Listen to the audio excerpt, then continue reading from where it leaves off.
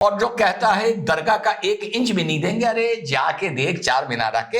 अभी 3 दिन पहले संभल में ही एक दरगाह की शिकायत हुई, जब वहां पर रेवेन्यू रिकॉर्ड मांगा गया, दरगाह के मुतवल्ली ने मना किया, मेरे पास कोई रिकॉर्ड नहीं है। जमीन वो ढकी हुई सरकारी तालाब निकला जिसको पाट के वहां पर दरगाह खड़ी कर दी गई थी। दरगाह का आधा हिस्सा तोड़ के अलग कर दिया गया है। उस्मान अहमद निःशुल्क अपना वकालतनामा डालकर वक्फ की जमीनों के लिए मुकदमा लड़ेगा, अपने प्लेटफॉर्म से बता रहा है। हम मुसलमानों को दलितों की, वंचितों की, ट्राइबल्स की बड़ी फिक्र रहती है, तो क्यों ना हम एक अहम अहद करें, एक कसम खाएं कि वक्फ की संपत्ति से वंचित, चाहे वो किसी भी धर्म, किसी भी मानता के हों, दलित और ट्राइबल्स को हम वक्फ की संपत्ति से लाभ देंगे, उनके भी हम वेलफेयर वक्फ की संपत्ति से करेंगे।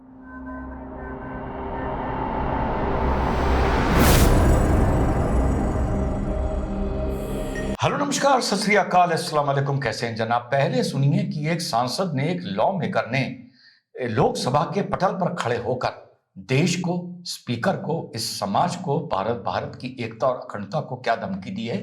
धमकी इंग्लिश में दी गई है, बीच बीच में आप लोगों को अनुवाद बताता रहूंगा और उसके बाद इसका विश्लेषण करूंगा। Sir, I am cautioning and warning this government. I am cautioning and warning this government, यानी आगाह कर रहा हूं और चेतावनी दे रहा हूं। चेतावनी का एक रूप धमकी भी होता है। आगे सुनिए। I am cautioning and warning this government.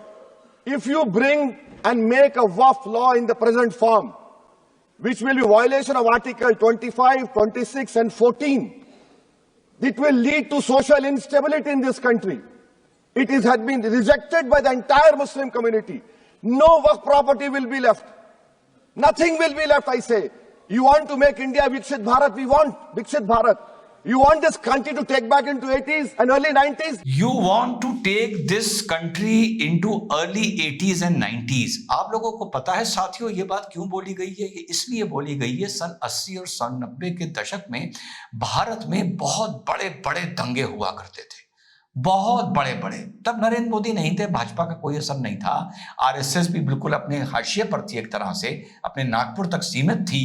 तो बहुत बड़े बड़े दंगे हुआ करते थे, जिनके बारे में मैं अक्सर बता चुका हूं। वो बात अलग है कि उन दंगों में रिसीविंग एंड में कौन रहता था, कुटाई किसकी होती थी, दुकानें किसकी जलती थी, नुकसान किसका होता था, ये सबको पता है। लेकिन अब दुश्मनी नरेंद्र मोदी से इतनी हो गई है कि उस दौर को लोग देखने को तैयार नहीं है, इसलिए ये उसी दौर की सरकार को याद दिला रहा है। आगे सुनिए।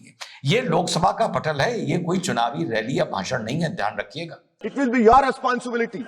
Because as a proud Indian Muslim, I will not lose an inch of my masjid. Forget about a masjid. It is your responsibility. अगर भारत सन 80, सन 90 के दौर में पहुंच जाए तो it is your responsibility. इसको वो 80 और 90 का दौर नहीं याद है। हो सकता है ये बात सुनने के बाद कई लोग कहते हैं हाँ ठीक है, it will be our responsibility, उस दौर में पहुंचने दो, ये अपने किले में अपनी सिक्योरिटी के साथ, अपने परिवार के साथ सेफ रहेगा। आगे चलते हैं। I will not lose an inch of my dargah. I will not allow that. We will no more say and come and give a diplomatic talk over here. This is the house which I have to stand up and say honestly. मैं दरगाह का या किसी जगह का 1 inch वक्फ की संपत्ति का नहीं दूंगा, और उसके लिए मैं यहां आकर कोई पॉलिटिकल बात या ज्ञान की बात या उसको मुंह जबानी उसके लिए नहीं लड़ूंगा। मैं इस पटल पर खड़े होकर ये आपको बड़ी जिम्मेदारी से बता रहा हूं। That my community, which you are proud Indians, it is my property, not given by anyone. You cannot snatch it away from me. Waqf is a form of a worship for me. अगर कोई धमकी दी जाए और धरातल पर उसका असर ना हो तो धमकी को लोग गंभीरता से लेना बंद कर देते हैं या कह देते हैं वही बोल दिया होगा। लेकिन अगर धरातल पर किसी दिन बुरे वक्त पे असर हो गया तो फिर रिजवान अहमद की बात याद करोगे और धमकी याद करोगे और कहोगे बहुत वक्त बीत गया। धर्म संसद में भी धमकी दी गई थी ना मुसलमानों के लिए। धरातल पर क्या मुसलमानों के खिलाफ दंगे शुरू हो गए थे? नहीं हुए थे। क्या भारत में सिविल वॉर हो गई थी? नहीं हुई थी। लेकिन क्या धमकी देने वालों को सजा मिली, जेल गए? क्या उनको गैग किया गया? क्या उन लोगों को चैनल पे बुलाने से रोका गया? क्या उनके ऊपर सख्त कानूनी कार्रवाई हुई? जबकि धरातल पर कुछ नहीं हुआ था। इसी तरह अभी हरियाणा के जहर मिलाने की बात आई थी तो रिजवान अहमद चिक चिक के रह गया था। ये कोई पब्लिक रैली नहीं है जो इसी ने ये धमकी दी है, और साफ धमकाया है। गलत बात, गलत थंबनेल कभी नहीं बनाता हूं, और कहा है सन 80 और सन 90 के दशक में चला जाऊंगा। आज मैं ओवैसी से उसके चाहने वालों को एक बात बताता हूं। उसने ये भी बोला को हमारी जमीन है, हम उसका 1 इंच कहीं नहीं देंगे। 2-3 दिन पहले मैंने हमीरपुर का किस्सा बताया था। 651 जमीन वक्फ बोर्ड ने बताया हमारी है, 545 मौके पर मिली, 485 सरकारी जमीनें निकली, 56 प्राइवेट निकली जो रजिस्टर्ड नहीं थी, और 4 रजिस्टर्ड निकली। इन 4 जमीनों को कोई भी सरकार अगर लेने आएगी, और ऐसी जमीनें जब लखनऊ में होंगी, तो रिजवान अहमद निःशुल्क अपना वकालतनामा डालकर वक्फ की जमीनों के लिए मुकदमा लड़ेगा, जो अपने प्लेटफॉर्म से बता रहा है। लेकिन 651 की जो तुम बेईमानी कर रहे हो, जो तुम लूट कर रहे हो, तुम्हारी बेईमानी और तुम्हारी लूट में रिजवान अहमद हिस्सा नहीं बनेगा। सिर्फ 651 में से 4 जमीन हमारी है, हम 1 इंच हिस्सा किसी को नहीं देंगे। ये 485 जमीन जो हमीरपुर में निकली है, ये तेरी है, ये कौम की है। सिर्फ इसमें 4 रजिस्टर्ड हैं जिनके पेपर्स योगी गवर्नमेंट ने बिल्कुल क्लीन पाए हैं। और बात ये हिंदू मुसलमान की नहीं है, बात ये नहीं है कि वक्फ किसी हिंदू की जमीन हड़प रहा है। जैसा मैंने पहले बताया था, वक्फ ने तो मुसलमानों की जमीनें भी हड़पी हैं। और आज सुबह की खबर लाया हूं लेटेस्ट आपके लिए कि केरला में फारूक कॉलेज का बवाल हाई कोर्ट में केरला के वक्फ बोर्ड से चल रहा है। एक आदमी ने स्कूल बनाने के लिए एक ऑर्गेनाइजेशन को, एक एनजीओ को अपनी जमीन गिफ्ट करी। गिफ्ट देने के बाद वहां पर वक्फ आ गया, और वक्फ आके कहने लगा ये जमीन हमारी है। ना तो यहां मोदी है, ना यहां आरएसएस है, केरला की सरकार है, और दोनों पार्टियां मुसलमान हैं। और जो तू धमकी दे रहा है ना कि सन 80 सन 90 के दौर में चले जाएंगे, चला जा। फिर से भागलपुर का दौर लिया, फिर से भिवंडी का दौर लिया, मुंबई का दौर लिया, मेरठ का लिया, बिजनौर का लिया, मुरादाबाद का लिया, कानपुर का लिया, अलीगढ़ का लिया, फिर से वो दौर लिया। तू अगर ये चाहता है कि ये दौर आए तो फिर ले आ। इस देश में अब बहुत से लोग ऐसे खड़े हो गए, बहुसंख्यक, जो कहेंगे हमें नहीं प्रॉब्लम है, सन 80 और सन 90 का दौर जो आता है, हमें ना धमका, हमें ना धमका। तो भाई जो तेरी जमीन है, मुझे एक बात समझ में नहीं आती, राम मंदिर और ज्ञानवापी की ये लड़ाई नहीं हो रही है जैसा योगी जी ने बोला है। 1349 फसली यानी 1950 से उत्तर प्रदेश में वो सारे कागज खंगाल रहे हैं, और हमीरपुर की रिजल्ट ये सामने आई है। इसी तरह उस वीडियो में कानपुर में बताया था, सारी जमीनों को अपना बता रखा है, आधे से ज्यादा उसमें सरकारी जमीनें निकल रही हैं। तो वक्फ के नाम पर और सेक्युलरिज्म के नाम पर ये सरकारी जमीनें भी तेरी हो गई। रजिस्ट्रेशन काहे नहीं करवाया था, और नहीं करवाया था तो अब करवा लो सारे कागज ले जाकर। राम मंदिर के कागज नहीं है, कोई मान लिया नहीं, अलग तरीके से मुकदमा लड़ा गया। ज्ञानवापी के नहीं है, उसके नहीं है। अरे सन 50 सन 55 के बाद तो कागज होंगे ना, किसी के नाम तो उस वक्फ की खसरा खतौनी होगी ना। हमारे बाप दादाओं, नाना और दादा की जमीनों के कागज हैं, तेरे बाप दादाओं की जमीनों के कागज होंगे, हर सुनने वाले आदमी के गांव में जमीनों के कागज होंगे। वो कागज लाके सामने दिखा दे कि साहब ये जमीन जो थी ये उनकी थी। भले उन्होंने ये कहीं लिखा हो ना लिखा हो कि वक्फ को मैं ये गिफ्ट कर रहा हूं नहीं कर रहा हूं, इतना तो लाके दिखा देना। और जो कहता है दरगाह का 1 इंच भी नहीं देंगे, अरे जाके देख चार मीनार के। अभी 3 दिन पहले संभल में ही एक दरगाह की शिकायत हुई, जब वहां पर रेवेन्यू रिकॉर्ड मांगा गया, दरगाह के मुतवल्ली ने मना किया, मेरे पास कोई रिकॉर्ड नहीं है। जमीन वो ढकी हुई सरकारी तालाब निकला, जिसको पाट के वहां पर दरगाह खड़ी कर दी गई थी। दरगाह का आधा हिस्सा तोड़ के अलग कर दिया गया है, एक्सटेंशन जो हुआ था। जा बचा ले उस दरगाह को। अपनी जमीन नहीं देगा ना, या सरकार की हड़पने का इस संविधान ने तुझे अधिकार दिया है, तो धारा 25, धारा 14, धारा ये धारा वो बकवास शुरू कर देते हो। मिशन भारत का काम रिजवान अहमद कर रहा है। मुझे एक छोटा सा वहां पर स्कूल भी बनाना था, स्पोर्ट्स अकेडमी के अलावा का आपके फार्म के बिल्कुल पीछे ग्राम सभा की जमीन है। इतना आप पुण्य का, राजभक्ति का काम कर रहे हैं, पीछे जमीन ले लीजिए, छोटा सा स्कूल बना लीजिए। कौन आपको रोकने आएगा? ना प्रधान आएगा, ना विधायक आएगा, ना ब्लॉक प्रमुख आएगा। गांव वाले इस चीज को हटने नहीं देंगे। अरे बना लीजिए ना रिजवान भाई। मैंने कहा ना, मुझे नहीं बनानी, मुझे तू 5000 स्क्वायर फीट मॉल दिलवा दे।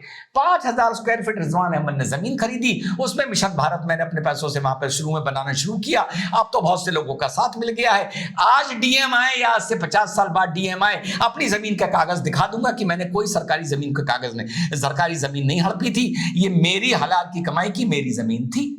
अब तुम लोग इसकी फितरत के हो कि वहां पे पहले तो रिजवान अहमद सरकारी जमीन पर एक विशाल भारत का स्कूल बना देते और वहां पर डीएम की चिट्ठी आती तो रोते कि मैं राजभक्ति का काम कर रहा हूं, मैं मुसलमान हूं, मुझे इस तरीके से परेशान किया जा रहा है, यहां पर बच्चे तैयार करे जा रहे हैं, बच्चों को पढ़ाया जा रहा है, ये स्कूल तो मेरे बाप की है। तुम लोग इस बात के आदी हो गए हो कि हर सरकारी चीज को बोल देना ये जगह मेरे बाप की है। तुम्हारी अगर वो जमीन है, कोई वक्फ की जमीन है, मैं तो बोल रहा हूं कि मैं मुकदमा लड़ने को लखनऊ की जमीनों का तैयार हूं, सारे कागज ला के दिखा दो कि ये जमीन फलाने फलाने ने फलाने फलाने को दी थी।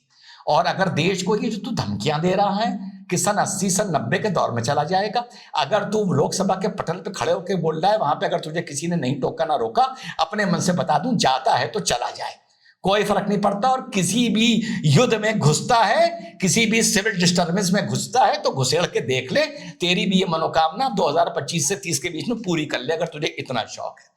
तुझे देनी पड़ेगी। तूने राम मंदिर के टाइम पर भी ये करा, तूने ट्रिपल तलाक के टाइम पर भी ये करा, तूने सीए के टाइम पर भी करा, अभी भी तू गंदगी मचा रहा है। अगर तुझे जेपीसी की वोटिंग में, जेपीसी कमेटी में तुझे भरोसा ही नहीं था और तुझे पता था वहां पे एनडीए के लोग ज्यादा हैं, तो तू जेपीसी का हिस्सा बना ही क्यों? यही हमेशा करते हो, जब तुम्हारे मन की बात मानी जाती है तो संविधान की बात करते हो, जब तुम्हारी मन की बात नहीं होती है तो देश को पटल पर खड़े होकर धमकाने लगते हो। अगर तुझे जेपीसी पर भरोसा ही नहीं था, तुझे पता था वहां पर तुम्हें हरा दिया जाएगा, तो तुम जेपीसी का हिस्सा क्यों बने? क्योंकि वहां पर तो एनडीए के सांसद 2 ज्यादा निकल के आ रहे थे यूपीए के सांसद से, और यहां तो शिवसेना जिसके तुम गोद में बैठ के घूम रहे हो, उसके सांसद ने भी तुम्हारे खिलाफ वोट दिया है। इन 16 में वो भी शामिल है। शिवसेना उद्धव की बात कर रहा हूं। तो ये देश को धमकाना बंद कर कि ये 1 इंच भी नहीं देंगे, वो इंच भी नहीं देंगे। जितनी तेरी पाक साफ जमीन है वो तेरी होगी, वो मुसलमान की होगी, वो वक्फ की होगी। और जितनी सरकारी है, सरकार है, कम से कम उत्तर प्रदेश की बात कर रहा हूं, वो सारी 1-1 इंच तू देगा नहीं, 1-1 इंच वो तुझसे छीन कर रहेंगे। तुझे जो करना है कर ले, तुझे जिनको भड़काना है तू भड़का कर देख ले, कुछ नहीं होने वाला। ये जिद और इस हनक के चलते अगर ये देश वाकई 80 और 90 के दौर में जाता है, तो मैं भी अपने मन से बोल रहा हूं, जाता है तो जाना दे, देखा जाएगा। जब भी सांप्रदायिकता की आंधी चढ़ेगी, तुझको भी पता है कि आम किसके पेड़ से ज्यादा टूटेंगे और मुझे भी पता है आम किसके पेड़ से ज्यादा टूटेंगे। चलते चलते एक बहुत अच्छा सजेशन दे दूं, एक कंडीशनल, मैं वक्फ बोर्ड के सारे मुकदमे लड़ने को लखनऊ में तैयार हूं जहां पर जायज जमीन वक्फ की सरकार हड़प रही होगी। और ये बता दूं, मुझसे मुकदमा लड़वा लेना, तुम्हारे जो भी वकील आएंगे बहुत ही जाहिल किस्म के होंगे। पहली चीज तो भैया मैं वो मुकदमा लड़ने को तैयार हूं जायज वक्फ की जमीन की, सरकार की लूटी या किसी की लूटी जमीन की नहीं, पहली चीज। और 4 चांद लग जाएं इसमें, 4 चांद लग जाएं इसमें कि जय मीम जय भीम का नारा भी बुलंद हो जाएगा। हम मुसलमानों को दलितों की, वंचितों की, ट्राइबल्स की बड़ी फिक्र रहती है, तो क्यों ना हम एक अहम अहद करें, एक कसम खाएं कि वक्फ की संपत्ति से वंचित, चाहे वो किसी भी धर्म, किसी भी मानता के हों, दलित और ट्राइबल्स को हम वक्फ की संपत्ति से लाभ देंगे, उनके भी हम वेलफेयर वक्फ की संपत्ति से करेंगे।